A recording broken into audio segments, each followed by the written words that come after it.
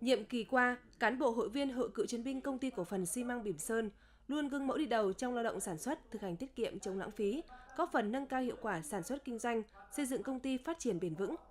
Trong 5 năm, đã có 117 lượt hội viên cựu chiến binh tham gia vào 56 đề tài và sáng kiến cải tiến hợp lý hóa sản xuất được công nhận. Hội còn là lực lượng nòng cốt trong phong trào toàn dân bảo vệ an ninh Tổ quốc, tích cực tham gia công tác từ thiện an sinh xã hội, giúp hội viên xóa đói giảm nghèo, xây dựng gia đình văn hóa mới. Trong nhiệm kỳ mới, cán bộ Hội Cựu chiến binh Công ty Cổ phần xi măng Bỉm Sơn tiếp tục quan tâm chăm lo xây dựng tổ chức hội trong sạch vững mạnh, cán bộ hội viên gương mẫu đi đầu trong sản xuất kinh doanh,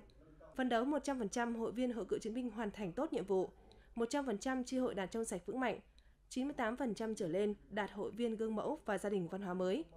Đại hội cũng đã bầu ra ban chấp hành nhiệm kỳ 2017-2022 và đại biểu đi dự Đại hội Hội Cựu chiến binh khối doanh nghiệp tỉnh lần thứ nhất, dự kiến tổ chức vào tháng 7 2017.